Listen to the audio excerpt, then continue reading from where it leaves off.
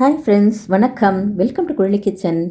இன்றைக்கி நம்ம குழலி கிச்சனில் என்ன பார்க்க போகிறோன்னா, ஒரு பிரியாணி, அப்படி தம் பிரியாணி மாதிரி இந்த பேன்லேயே செய்யலாம் அப்படின்னு சொல்லிட்டு ரெடி பண்ணிக்கிட்டு இருக்கேங்க. அதுக்கு ஆஸ் யூஷுவல் கிராம்பு, பட்டை, ஏலக்காய், ஒரு ஸ்டார் அனைஸ் போட்டு தாளிச்சிட்டு வெங்காயம் அரிஞ்சு வச்சுருந்தேன். கொஞ்சம் தான், அதனால் ஒரு 2 வெங்காயம் அரிஞ்சிட்டு ஒரு 4 பல் பூண்டு இருந்துச்சு, அதையும் போட்டுட்டு 2 பச்சை மிளகாய் அரிஞ்சு போட்டு நல்லா வதக்கிக்கிறேங்க. நல்லா இது வதக்கிக்கிட்டு சிம்பிளாக நம்ம ரொம்ப செய்கிற மாரி எந்த இதுவும் ஸ்பெஷலாக எதுவும் இல்லாமல் கேஷுவலாக பண்ணோங்க. சும்மா கொஞ்சோண்டு ஒரே ஒரு அழகாக்கு பிரியாணி பண்ணோம். அதுதான் உங்களோட நான் ஷேர் பண்ணிக்கிறேன். பாருங்கள், இந்த நல்லா வதக்கிட்ட உடனே தக்காளி ஒரு 2 அரிஞ்சு வச்சுருந்தேன், அதையும் போட்டுக்கிட்டேன். அதையும் போட்டு நல்லா வதக்கிட்டு கொஞ்சம் புதினாவும் கொத்தமல்லியும் அரிஞ்சு வச்சுருக்கிறேன், அதையும் நம்ம போட்டுக்கலாம். இதில் இப்போ தேவையான அளவு உப்பு போட்டுக்கலாம். பாருங்கள், ஒரு கொஞ்சமாக தான் 1/2 kg சிக்கன் வாங்கிட்டு அதில் கொஞ்சோண்டு 65 பண்ணுற மாதிரி பண்ணலாம்னு சொல்லிவிட்டு அதுக்கு ரெடி பண்ணி வச்சுட்டு மீதியை பிரியாணிக்கு வச்சாச்சு. இப்போ இதுக்கு உப்பும் மஞ்சத்தூளும் போட்டாச்சு. போட்டு நல்லா வதக்கிக்கலாம். உப்பு மஞ்சத்தூள் போட்டாலே இந்த வெங்காயம் தக்காளியெல்லாம் சீக்கிரம் நல்லா வதங்கும். ஃபஸ்ட்டே நான் வெங்காயம் நல்லா வதக்கிட்டு தான் தக்காளியை சேர்த்தேன். எப்போதுமே பிரியாணிக்கு வெங்காயம் நல்லா ரோஸ்ட் ஆகணும். ரோஸ்ட் ஆனவுடனே தான் நம்ம தக்காளி போடணும். தக்காளி போட்டுட்டு இப்போ இஞ்சி பூண்டு பேஸ்ட்டு ஒரு ஸ்பூன் அளவுக்கு போட்டுக்கிட்டேங்க. இன்றைக்கி ஆக்சுவலாக சண்டே தான். சண்டே கடைக்கு போயிட்டு நம்ம சிக்கன் வாங்கிட்டு புதினா கொத்தமல்லிலாம் ரொம்ப சீப்பாக இருந்துச்சுங்க. அதனால் புதினா கொத்தமல்லிலாம் வாங்கிட்டு வந்துட்டு இன்றைக்கி புதினா துவையல், கொத்தமல்லி துவையல், அதுக்கப்புறம் இஞ்சி பூண்டு பேஸ்ட்டு தீர்ந்து போச்சு. இஞ்சி பூண்டு பேஸ்ட்டெல்லாம் அரைச்சி வச்சோம். இப்போ இந்த கொத்தமல்லியும் புதினாவும் போட்டு நல்லா வதக்கிக்கலாம். இன்றைக்கி சண்டே இது மாதிரி அரைக்கிற வேலையெல்லாம் இன்றைக்கி பார்த்தாச்சு. அதனால் கொஞ்சம் நம்ம பிரியாணி பண்ணி சாப்பிடலாம்னு சொல்லிவிட்டு இந்த பிரியாணி பண்ணுறேன். பாருங்கள், இது நல்லா வதங்கிடுச்சு. நல்லா வதக்கிட்டு அதுக்கப்புறம் நம்ம இதில் என்ன சேர்த்துக்கலான்னா சிக்கன் நான் இதில் கொஞ்சம் மிளகாத்தூள், உப்பு, இஞ்சி பூண்டு பேஸ்ட்டு வச்சு மேரினேட் பண்ணி வச்சுருந்தேன் கொஞ்சம். ஏன்னா அதில் காரசாரம்லாம் ஏறி இருந்தால் நம்ம பிரியாணியில் கூட நல்லாயிருக்கும். இது தயிர் கொஞ்சம் போட்டுக்கிறேன். அது மேரினேட் பண்ணி வச்சுருந்ததை தான் போட்டுட்டேன். அப்புறம் தயிரும் போட்டு நல்லா வதக்கும்போது நல்லா சாஃப்டாகவே இருக்கும். சிக்கன் ரொம்ப நல்லாயிருக்கும். அதனால் இதை போட்டு நல்லா வதக்கிக்கிறேன். நான் சிக்கன்லாம் போட்டுட்ருக்கேன்.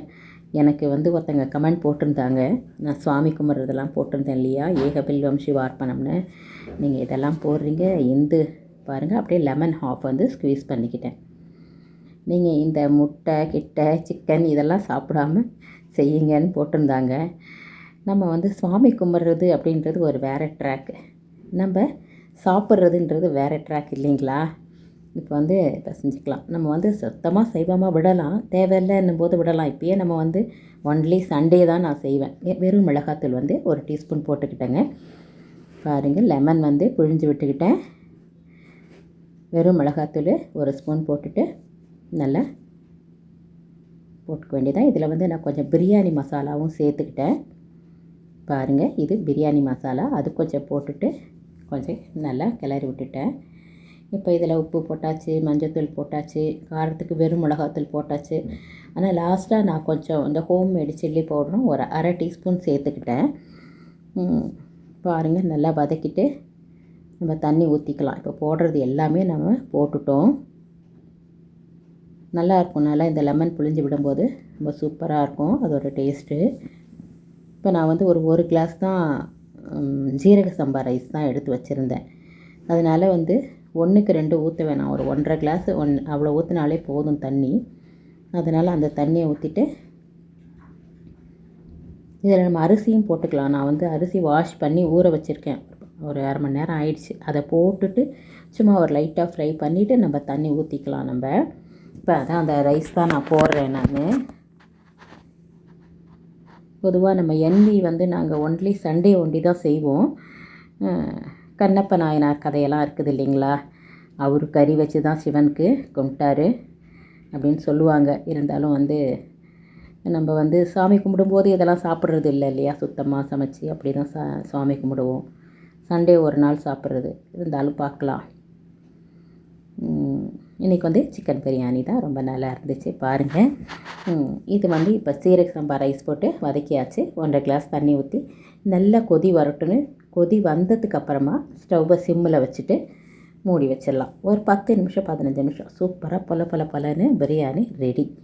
லாஸ்ட்டாக கொஞ்சம் கொத்தமல்லி இலை இருந்தால் கிள்ளி போட்டு இறக்கிடலாம். நல்லா சிம்பிளான ஒரு 1 பாட் குக்கு தான், ரொம்ப ஈஸியானது இல்லைங்களா? சண்டேனாலே கொஞ்சம் ஸ்பெஷலாக இருந்தால் நல்லாயிருக்கும்.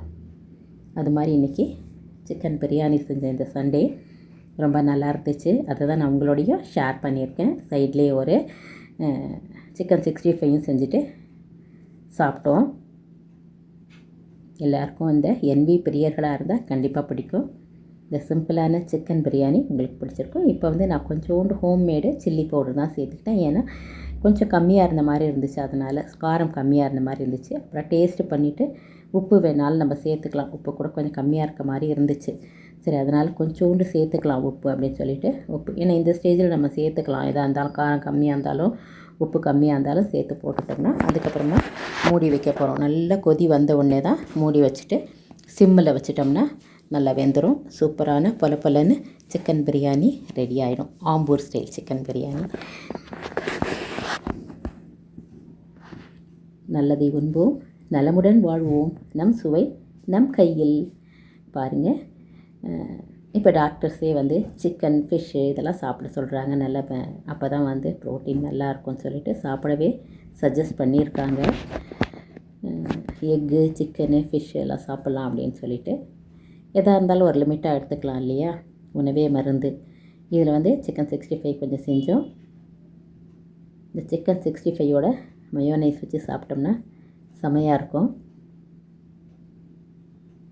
உங்களுக்கு இந்த சிக்கன் பிரியாணி, சிம்பிள் சிக்கன் பிரியாணியும் இந்த 65யும் பிடிச்சிருந்துச்சுன்னா குழலி கிச்சன் சேனலை like, share, comment and subscribe my dear friends. இது போல் ஒரு அழகான வீடியோவில் மீண்டும் நாம் சந்திக்கலாம். பாருங்கள், ஆயிடுச்சு. இதில் வந்து இப்போ இது வறுத்துக்கிட்டே இது ஆயிடுச்சா பார்க்கலாம். நல்லா ஒரு 95% ஆயிடுச்சு. இப்போ கொஞ்சம் லைட்டாக தண்ணி இருக்குது. அது வந்து நம்ம மூடி வச்சோம்னா அதுவும் இழுத்துக்கும். நல்லா பலன்னு ஆகிடும். வெந்துருச்சு ரைஸ், ஓரளவுக்கு பலன்னு நல்லா வெந்துருச்சு. இருந்தாலும் கொஞ்சம் அப்படி அந்த தண்ணி இருக்கிற மாதிரி இருக்குது இல்லைங்களா? அதனால் ஒரு 2-3 மினிட்ஸை நம்ம மூடி வச்சிட்டோம்னா நல்லா பலன்னு சூப்பராக ஆகிடும். இப்போயே நம்ம அந்த கொத்தமல்லி தழை தூவி மூடி வச்சிடலாம். கரெக்டாக இழுத்துக்கும். அது ஒரு 2 மினிட்ஸ் இருந்தால் போதும். பாருங்கள், இந்த சைடு 65யும் அடுத்துங்க. எல்லார் வீட்லேயுமே சண்டேனா ஏதாவது ஒரு ஸ்பெஷல் இல்லையா? அது இப்போ இருக்கிற பிள்ளைங்களாம் ரொம்ப டெய்லியே சிக்கன் மட்டன்லாம் வேணும் அப்படின்னு சொல்லிட்டு பழகியிருக்காங்க.